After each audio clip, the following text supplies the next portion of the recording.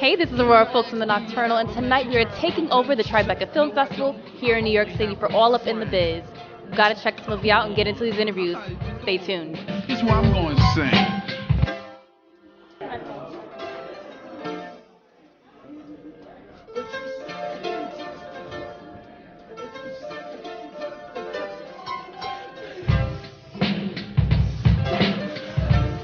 I just want to talk about what your feelings are just getting onto the carpet. Film was out there. How are you feeling about people seeing it tonight, world premiere? Well, we've been working on it for quite some time, so we're happy to finally, give birth to it and show it to everybody and hope that everybody loves it just as much as we do. I mean, it's the 50th anniversary of hip-hop. We're in New York where it all began. Biz Markie is the essence, the epitome of what hip-hop was. So to have the opportunity to make a film like that here and now is amazing. And actually, I was going to bring that up, being that it's the 50th anniversary of hip-hop, the exact date landed in August. How do you feel about how far hip-hop has come, and where personally do you want to see it go in the future? Well, it's nice that it's 50 years of hip-hop, right? But it's really a mark. I mean, hip-hop is way older than that. I mean, jazz, blues, it's what we do with language, right? It's just a marker in time. But yeah, this very particular strain of black and brown expression is quote unquote 50 years old. I mean, where's it going to go? It will never stop because it's way older than 50 years. Absolutely. She's going to keep going and keep getting better. Absolutely. Absolutely. And if you can just describe for me the moment, well, I'm sure it might be different moments, but the moment that you heard Biz Markie or you saw him perform, what was that reaction for you like when you first saw him? Or heard him rather? Well, I first heard Nobody Beats the Biz when it dropped, I don't know, 86, 87, and that was a song that was all over. Growing up in Queens, that song was all over the radio and in the neighborhoods, and just gives me such fond memories of being a kid, and so that energy that Biz Markie has, his childlike energy, stays with us, and I think hip-hop needs that energy, more than ever, so I'm glad to be a part of this. Absolutely. And how about you, when you first heard or saw him, what were those thoughts or feelings that went? Yeah, so like a lot of people from my generation, I was exposed to him not only through hearing parents play it, but also through the Nick Cannon show, also through Mario, through 106 in Park. So I was able to kind of like have a rediscovery, through Mario and through Just a Friend. Like so many people get to know him through this song, but that was the starting point for me, 106 in Park. Yeah, I've been there too, back in the day. It was a great time. And I just want to ask, I also want to bring up your Nueva Yorkinos. Yes, I think that's amazing, an amazing way to really document the OG Latino, Latine, and Caribbean culture, especially really keeping it alive and bringing it to light. Why do you feel like having that kind of visual representation, that kind of database is important, and what kind of impact do you hope it will have for generations to come? It's important because we're important, and if we don't put ourselves first and we don't document ourselves and we don't, uplift ourselves, our people, our communities, our blocks, no one's going to do it. And as New York City is changing so much, and as it's being so gentrified, and communities of color are being gentrified, and people can't speak Spanish anymore in their neighborhoods, and Chinatown is being gentrified, it's that much more important to continue to document what it used to be and what it still is, even with all the changes. And I hope that, everybody who looks at the page, who comes across it, gets to learn a little more and respects us a little more, respects our city a little more, and all that we have done and continue to do. Absolutely beautiful. And what do you especially, love that. Oh, thank you. Got a sticker. And what do you want the viewers to most take away from this film tonight? Throughout the entire process, what do you want them to take away from it? That hip-hop is about creative expression, and hip-hop can change your life. Biz Markie used hip-hop to live out his dreams, and what could be better than that? Oh yeah, well I mean, I think he's such a character that he's everywhere. He's been everywhere. He's come up for me everywhere throughout the filming, production, post-production, and so I hope that people can take away that this is a story that is about beauty, it's a story that's about love, it's a story about joy, and often when we have stories about hip-hop, rappers, musicians, it's not always about joy, it's not always about love, and so I hope that he could be a figure that folks either, get reconnected to, learn about for people who may not know about him, and just the joy and the happiness and the love is infectious, and I hope everybody feels that. I love that so much. And also one last question. Throughout the entire process, I mean, I'm sure we've all known a little bit about Biz Markie prior to the film, but was there anything that you took out of that film that was maybe surprising for you that you didn't know about him that came about throughout the filming process? I didn't know that he was homeless. and how that homelessness affected his migration, and how he wound up in the foster care system, and all that he overcame. So much that I didn't know. That's definitely something that's going to be an eye opener for a lot of people as well. And for you, is there anything? The same, but also he was everywhere. He's influenced so many people that other viewers may not even comprehend that he had an impact on. And so for me, that was the most interesting. Like, dang, he was here, there, and there, and there, and there. So he's an angel. He's that touched a lot of people's lives and continues to touch a lot of people's lives. What does it mean for you to be here tonight, celebrating and honoring Biz Markie in this way with this film tonight?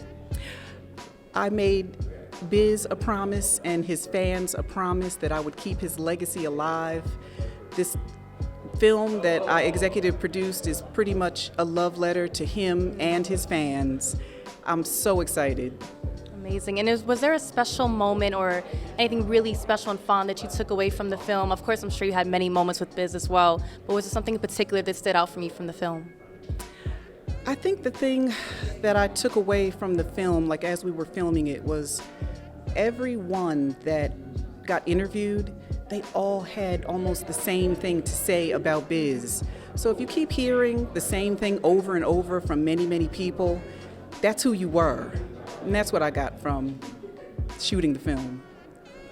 And that's truly, honestly, I would say that's a testament to who he was. Would you say that? A testament to who he was, absolutely.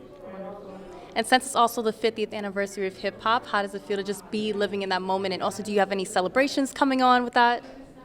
Well, we have just launched the Just a Friend Foundation. So we're going to be doing a lot of things, in the community. If anybody wants to look up Biz Markie's justafriend.org, you're going to find all kinds of information. I know the city of New York is going to do a whole Biz Markie Day. But just follow us, support us. We're here to help. How does that feel for you just as your first time in an executive producer role at the Tribeca Film Festival, especially celebrating and honoring this legend tonight? Well, first of all, you feel privileged and you feel honored, right? I basically just jumped in the business about 18 months ago. We did the Rick James doc, we did the Ed Sullivan doc, we did the Biz Markie doc, and now we're ready to do some incredible stuff. Amazing. But I feel great because Biz, he was a real artist, and people don't know that aspect of who he was. They think he's like the jester, the crown jester, right, but the clown of hip-hop. That's the clown of hip hop, right? But because he didn't care when he said, "You got what I need," right? When he said that, people, first of all, they gravitated to it, right? But the fact of the matter is that if you really look at it, the song was really good. Oh yeah. That's right. And and I don't know if he was doing it as a joke, but the fact of the matter is it definitely resonated. Oh, absolutely. Right? I actually read that he said he wasn't even intending to sing the chorus at first, and it kind of just came to be, but clearly it was meant to be, and it's leaving a legacy on his own. So that's amazing. Absolutely. Amazing. And what was your favorite part about filming and throughout this process? Well, there was some animation and some, I don't know if I should say it, but there was some puppetry. Ooh, exclusive. Yeah, that's right. Okay. That I thought was unique. I think that Sacha is an amazing director, and I love him when I say to the moon, love him to the moon. Do you have a fondest memory or one of your favorite memories of Biz Markie, even just seeing him perform or something even on a more personal basis? I have so many great memories of Biz. It's kind of hard to pick just one, because Biz was a funny guy. Yeah. Biz would call me all times of the day and ask me if I knew this record that he was playing. And then if I said yes or no, he'll just hang up and say, okay, bye. And he'll call me and play something else. You ever heard of this? And I'll be like, no, okay, bye. It's no conversation. You just want to know if I heard Just it. like that. Yeah. So it seemed like he was a really funny guy. I mean, there was a lot of aspects of his personality, I'm sure, that a lot of people didn't know. Was there something about him that you would love for the world to know about him that maybe you saw that other people might have caught on to? Just how talented he was. I don't know if people really know how talented Biz was. Biz was a very, very, very talented man.